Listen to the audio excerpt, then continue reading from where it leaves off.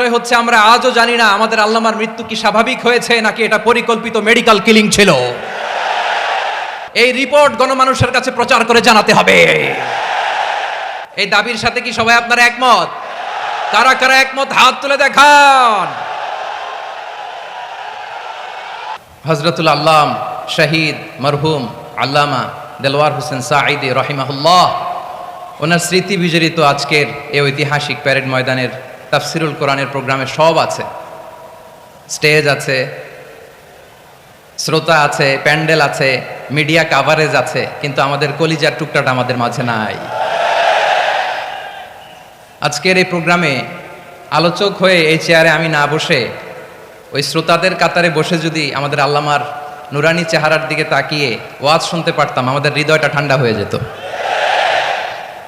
আমাদের তৃষ্ণার্ত হৃদয় শান্ত হতো। সব আজকে আছে, কি যেন নাই, ঠিক কিনা বলেন? আল্লাহ তাআলা প্রতি 100 বছরে একজন মুজাদ্দিদ পাঠায়, প্রতি 100 বছরে একজন মুজাদ্দিদ, যিনি সমাজকে সংস্কার করেন। আল্লামা দেলওয়ার হোসেন সাঈদী রাহিমাহুল্লাহ ছিলেন তেমন একজন মুজাদ্দিদ। চিৎকার করে বলেন ঠিক কিনা? উনি শিরক বিদআতের আস্তানাকে তছনছ করে দিয়েছেন, তাওহীদের বাণীকে সমুন্নত করেছেন, গণমানুষের কাছে তাফসিরুল কোরআনকে জনপ্রিয় করেছেন। আজীবন তিনি ইসলামকে বিজয়ী শক্তি হিসেবে দেখার স্বপ্ন দেখতেন। এত প্রাঞ্জল ভাষা, এত চমৎকার আধুনিক প্রেজেন্টেশন, গণমানুষের কাছে কোরআনের তাফসিরকে এভাবে জনপ্রিয় করে তোলার মতো ব্যক্তিত্ব আল্লামা সাঈদী ছাড়া দ্বিতীয় কেউ এই বাংলার ভূখণ্ডে নাই। এই যে তাফসিরুল কোরআন, এই যে টার্মিনোলজি, এই টার্মটাই উনি আসলে জনপ্রিয় করেছেন। আমরা আগে জানতাম না যে এভাবে তাফসির করা যায়, এভাবে scientific indications of the Holi কোরআনকে মানুষের কাছে পেশ করা যায়, এভাবে এত জীবন ঘনিষ্ঠ করে, এত ইন্টারেক্টিভ করে কোরআনের কথাগুলো মানুষের কাছে উপস্থাপন করা যায়। উনি অন্যায়ের বিরুদ্ধে সবসময় সোচ্চার ছিলেন, প্রতিবাদী কণ্ঠস্বর ছিলেন। ওনার আলোচনা শুনলে দেহের রক্ত টকবক করে ফুটতে থাকতো। আল্লাহু আকবার, আল্লাহু আকবার, আল্লাহু আকবার। He was a strong mouthpiece of Islamic revivalism, Islamic জাগরণের স্ট্রং মাউথপিস ছিলেন আল্লামা সাঈদী রাহিমাহুল্লাহ। অনেক দোয়া পেয়েছেন, আমরা পড়েছি, এমন জীবন তুমি করিবে গঠন, মরণে হাসিবে তুমি, কাঁদিবে ভুবন। গোটা বিশ্বকে তিনি কাঁদিয়েছেন।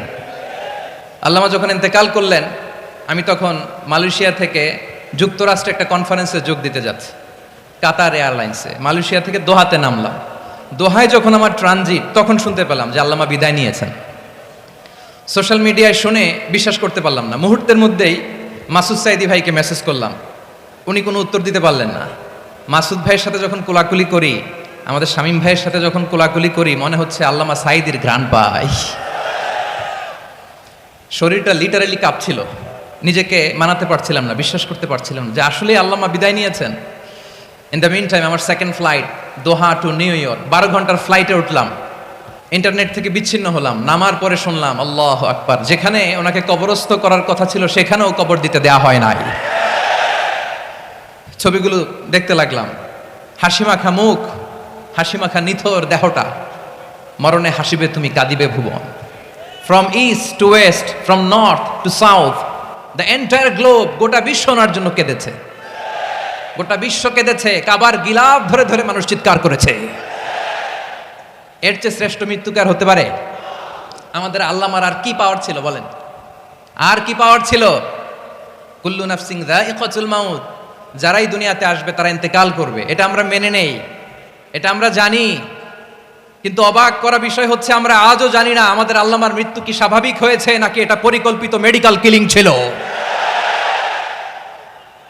এটা যে পরিকল্পিত মেডিকেল কিলিং ছিল, এটা ধারণা করার পেছনে অনেক কারণ আছে। তিনি আধিপত্যবাদের বিরুদ্ধে সোচ্চার ছিলেন, ফ্যাসিবাদের বিরুদ্ধে সোচ্চার ছিলেন, রাজনৈতিক প্রতিহিংসার শিকার ছিলেন। এজন্য এটা মেডিকেল কিলিং হতে পারে এ ধারণা আমরা করতেই পারি। আওয়াজ করে বলেন ঠিক কিনা? যেই সময়টা আমরা কাটাচ্ছি, এত সুন্দর সময়